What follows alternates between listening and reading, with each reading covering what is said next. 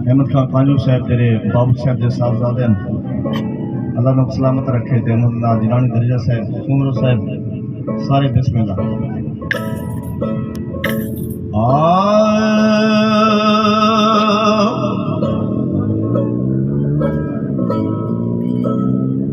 असा सफरी लोग फकीर से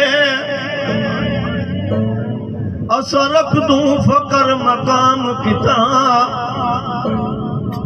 असा फिर दूं यार दी गोल ते विच सब अमदे चैन आराम किता असा यार दी यारी विच मस्त रहूं एक गम किता ब्या गम किता असा खादिम रोज़ मुसाफिर साडी फजर किथा साडी शाम किथा।